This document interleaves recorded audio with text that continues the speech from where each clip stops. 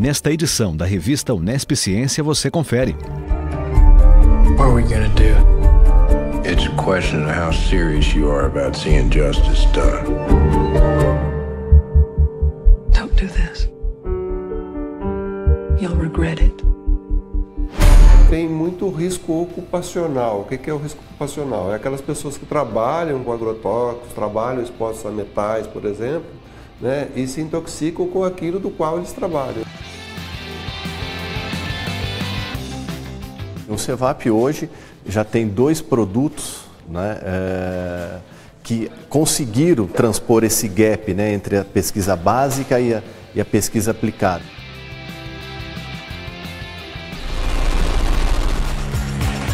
Quinto Congresso Internacional de Literatura Infantil e Juvenil. Foi realizado no início de agosto o 5º Congresso Internacional de Literatura Infantil e Juvenil pelo Centro de Estudos em Leitura e Literatura Infantil e Juvenil, o CELIGE, da Faculdade de Ciências e Tecnologia da Unesp em Presidente Prudente. O evento superou todas as previsões, com mais de 600 participantes do Brasil e do exterior, e contou com escritores e pesquisadores de diferentes regiões do país. O tema dessa edição foi Transformação de Leitores, Travessias e Travessuras, centrado nas estratégias de leitura do texto literário. Travessias como caminhos, trilhas, percursos e múltiplas possibilidades de conduzir crianças e adolescentes ao encontro com o livro. E travessuras, por sua vez, remetem à natureza da literatura como arte. Aonde as ovelhas iam, Maria ia sempre com as outras.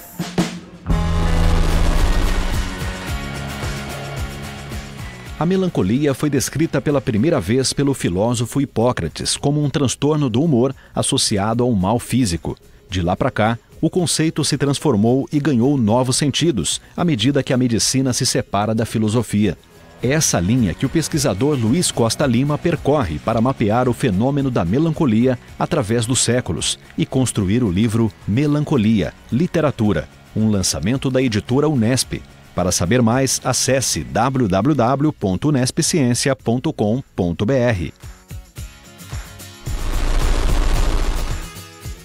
As pessoas com deficiência, como seres humanos, têm os mesmos direitos que as demais. E isso está na Constituição Federal do Brasil.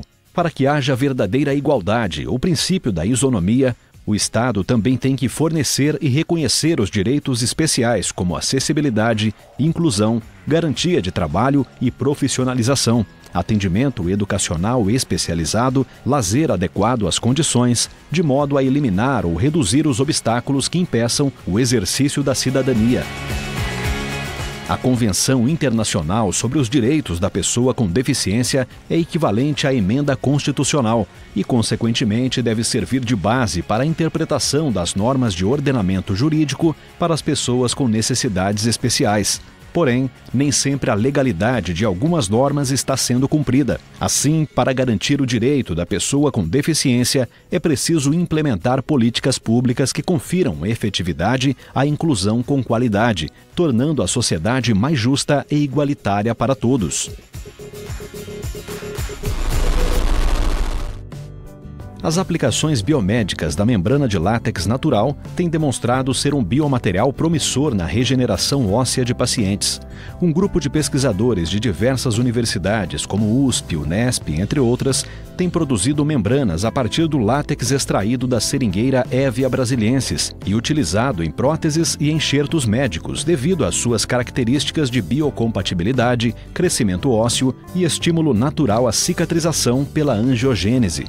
Essas características tornam o material bastante versátil e tema de muitas pesquisas com um nível bastante avançado para ampliação em pesquisas clínicas em algumas cidades do interior do estado de São Paulo. Para entender mais sobre essa pesquisa, acesse a revista Unesp Ciência desse mês em www.unespciencia.com.br e leia a matéria na íntegra. Do you ever feel like your life has turned into something you never intended? I'm worried about you. Were you sleeping? You scared me the last time we talked. You know me. I never sleep.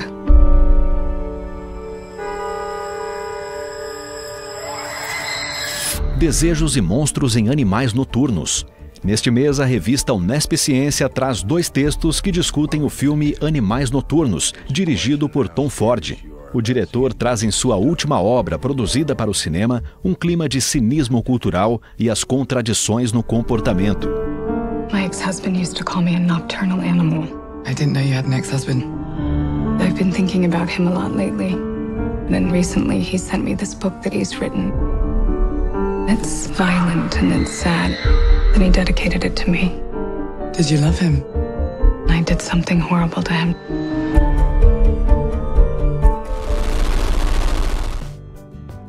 Um importante conjunto arquitetônico em Presidente Prudente está correndo grande perigo de desaparecer. As edificações do final da década de 1940, as chaminés e a termoelétrica da antiga Sociedade Algodoeira do Nordeste brasileiro não foram descritivas nos autos do processo, com a devida importância que elas deveriam ter, e sim prescritivas. Uma sutil diferença que coloca em risco a importância do bem para a memória.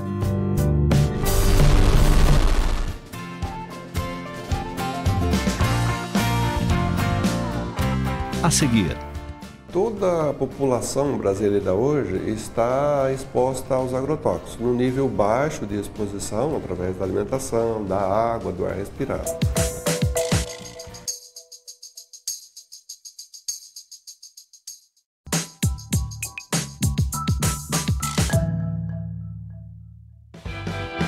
O Centro de Inovação Tecnológica no município de Bauru é a foto desse mês. A Secretaria de Desenvolvimento Econômico, Ciência e Inovação, a Prefeitura de Bauru e a Unesp firmaram um protocolo de intenções com o objetivo de estabelecer um conjunto de ações para promover a implantação do Centro de Inovação Tecnológica, identificando as atuais dificuldades e necessidades e proporcionando condições para a concretização desse objetivo.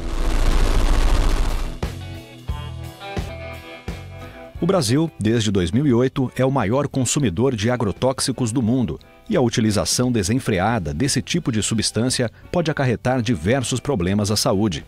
O Centro de Assistência Toxicológica, o CEATOX, é uma unidade auxiliar vinculada ao Instituto de Biociências da Unesp de Botucatu desde a década de 1970 e tem como finalidade desenvolver atividades na área da toxicologia.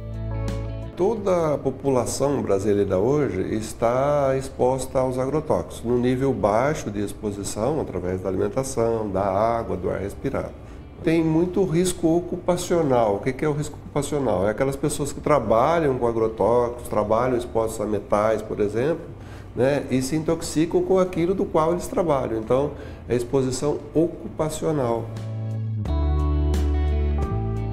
Bom, o CEATOX, ele desenvolve atividades tanto de pesquisa, extensão e ensino. Em pesquisa, nós temos um biotério, né, e então são feitas várias análises comportamentais de animais, né, que são tratados ou submetidos, né, com algum agrotóxico, algum pesticida, algum metal. Também temos estudos, né, na parte de pesquisa, com os pacientes que vêm no CEATOX, né? Então, da parte de extensão, o CEATOX ele tem um ambulatório que acontece semanalmente. Esse ambulatório recebe pacientes do Brasil inteiro, tá? Então, são pessoas que foram expostas a algum intoxicante e começaram a ter problemas de saúde relacionados a isso ou querem até se prevenir, né, com os possíveis efeitos. Então, eles vêm até o CEATOX, né, é coletado sangue. Esse sangue, então, ele vai para o nosso laboratório, onde é quantificado várias moléculas, né, desde metais pesados, metais essenciais, organoclorados, organofosforados, piretroides e carbamatos, né, que são pesticidas utilizados tanto na agricultura, quanto na própria casa, né? Às vezes a gente está usando um pesticida ali para matar algum inseto, alguma coisa, né? E na parte de educação, a gente tem disciplinas, né? Tanto disciplinas que são realizadas totalmente aqui no CEATOX, quanto a gente participa de várias disciplinas em todos os cursos aqui do Instituto de Biociências, que exige alguma parte de toxicologia, também a gente faz essa parte. A intoxicação pode se manifestar através de inúmeras patologias. Então, É preciso prestar atenção no dia a dia de cada indivíduo para identificar os possíveis tratamentos. Normalmente, quando acontecem as intoxicações, que são intoxicações agudas, entrou em contato e já ocorre a intoxicação, são fenômenos assim, tontura, dor de cabeça, problemas estomacais, vômito, enjoo, coisas simples assim. Por isso que às vezes nem aparece que é uma intoxicação e o médico trata como um sintoma qualquer. Os já que estão intoxicados crônicos, que é o caso do nosso ambulatório, que atende pacientes intoxicados crônicos, ele já tem sintomas irreversíveis, tem sequelas motoras, tem falta de memória, tem depressão, tem ansiedade, problemas comportamentais, tem problemas com sexualidade, libido e assim por diante. Então tem toda a gama de sintomas que aparecem dentro do problema das intoxicações. A maior dificuldade é que as pessoas que trabalham no campo, que trabalham em serralherias mecânicas, em oficinas, funinarias, postos de gasolina, por exemplo, elas não conhecem o fenômeno. O problema é a ignorância fenomenológica. Tal coisa não me faz mal. Se você perguntar para uma pessoa que está exposta, falando assim, mas você não tem medo de trabalhar com isso? Ela fala, eu já estou acostumado. Quando você está acostumado, você perde o medo. Você perdeu o medo, aí é pior o problema da exposição à substância. Então é a ignorância com relação ao fenômeno da intoxicação, os perigos que ela pode advir para a pessoa. Muitas vezes a pessoa já está sofrendo problemas de saúde relacionados à intoxicação. Ela não sabe, e o médico vai tratar como um sintoma de doença, mas vai tratar o sintoma, que a pessoa vai no médico procurando aliviar o sintoma. Eu, no caso, sou pesquisador aqui no CEATOX, sou biólogo e pesquisador no CEATOX. As pesquisas que a gente faz com os animais lá no biotério, com os agrotóxicos, com os metais pesados, é o que está acontecendo na população, né? Então, problemas de comportamento, distúrbios metabólicos, por exemplo, tireoide, problemas de tireoide, problemas de diabetes, colesterol alto. Imagine colesterol alto em criança hoje. Então tem muita coisa que a toxicologia liga com aquela quantidade que a população recebe em pequenas concentrações, não aparece, não é muito evidente, mas se você for ver a precocidade das doenças, por exemplo, pessoas com 40 anos tendo Parkinson, crianças de 10 anos tendo câncer, isso não é possível.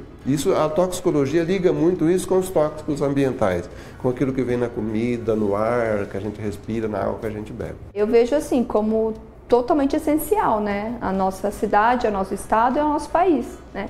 Porque para você conseguir padronizar esses métodos, se levou muito tempo, né? Porque a matriz que a gente fala que é utilizada para dosagem é o sangue.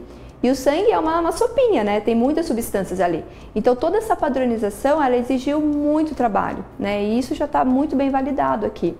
E a questão clínica, né, de você ter pessoas, uma equipe altamente qualificada para atender os pacientes de uma maneira individualizada, né, personalizada, isso é único, né? Então, esse papel do CEATOX eu acredito que seja um dos mais importantes, assim. O serviço ambulatorial é gratuito e você pode agendar e obter mais informações sobre como ser atendido pelo telefone 14 3815 3048 ou pelo 0800 722 6001. Em defesa da pesquisa acadêmica. O meio universitário brasileiro reflete bem a desigualdade do país. Podemos ver esse reflexo na baixa qualidade das pesquisas acadêmicas, que nem são reconhecidas como profissão. Se a própria sociedade não as reconhece, nas instituições elas são frágeis e tantas vezes tratadas como descartáveis. Nenhum país do mundo constrói uma sociedade avançada jogando a ciência, os pesquisadores e os educadores para a margem das políticas públicas. Devemos colocar a produção do conhecimento no centro do debate e do investimento brasileiro, valorizando alunos vocacionados para pesquisa de alto nível.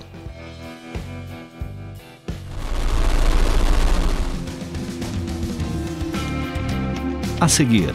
Hoje os mestrados profissionais, eles têm esse caráter, ou seja, realmente aplicar o conhecimento junto à sociedade.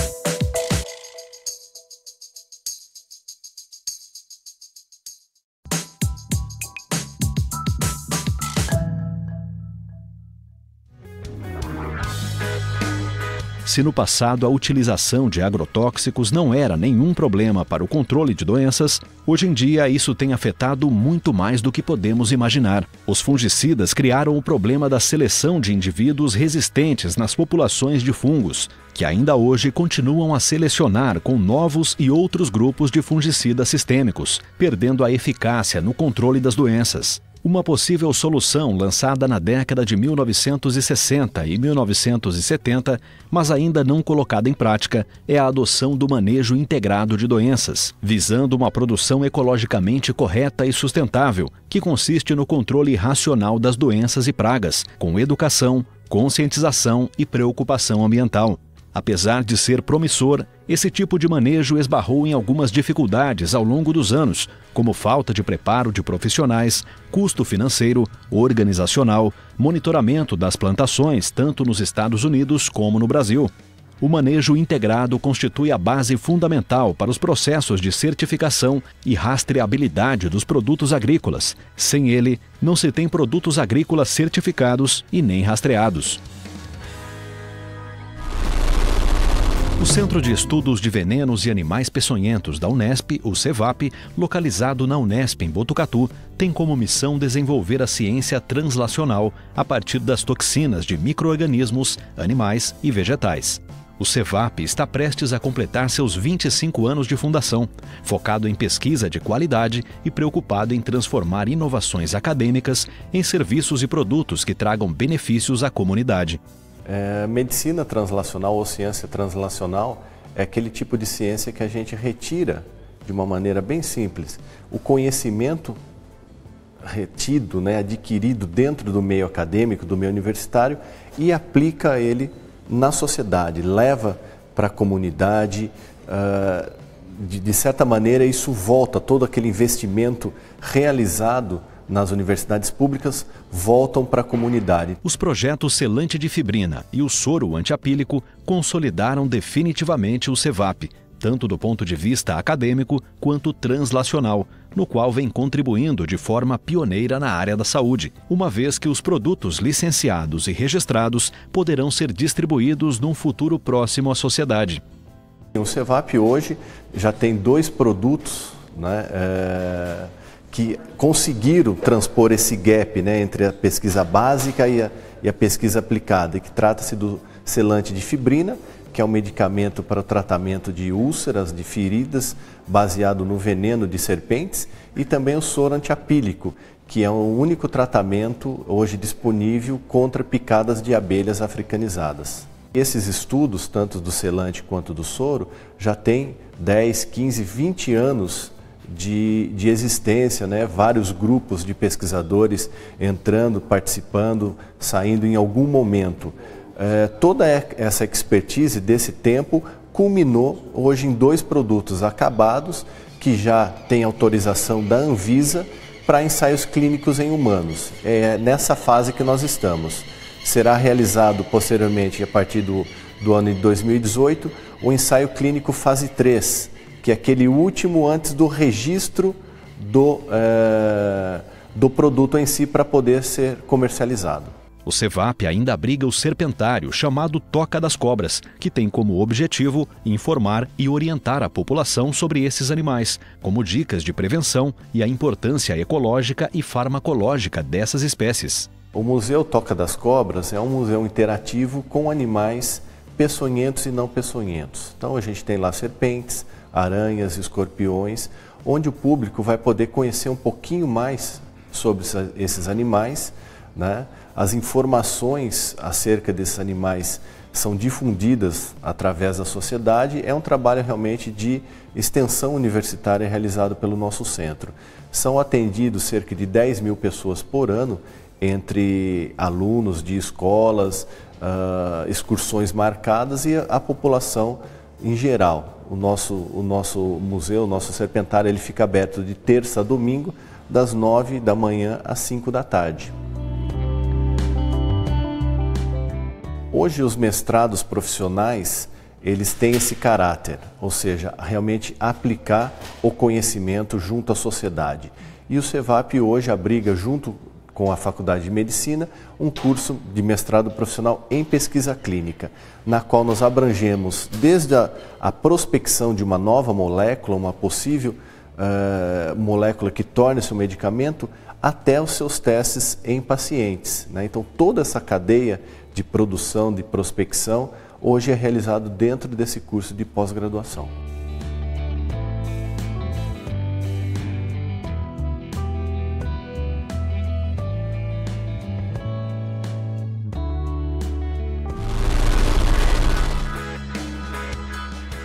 O filósofo Walter Benjamin chamou de narrador na cultura europeia todos aqueles que em algum momento já nos contaram alguma história, experiências, lições passadas de geração em geração ou algum dito popular. Para ele, esse tipo de arte se perdeu com a Revolução Industrial e com a Primeira Guerra Mundial, que deixaram os operários sem tempo das relações interpessoais com a família e amigos, e os soldados com experiências devastadoras da guerra.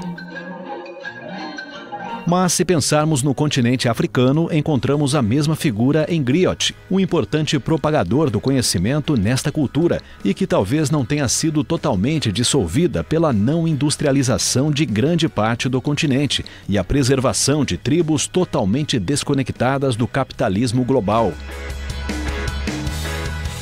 E hoje, muitos dos estudiosos do hip-hop falam que os rappers herdaram essa característica do velho griot, tornando-se um griot urbano, representando a continuidade da oralidade ao contar suas experiências e criar suas próprias narrativas nas letras de rap de um grupo social tão marginalizado e esquecido pela sociedade capitalista, tornando o rap sua maneira de narrar uma forma de resistência, de orgulho racial, uma identidade de superação das adversidades cotidianas. Nada como um dia após o outro dia. Que sou eu, lado direito, tá balado porque vem, né? É desse jeito. Para saber mais sobre esses assuntos,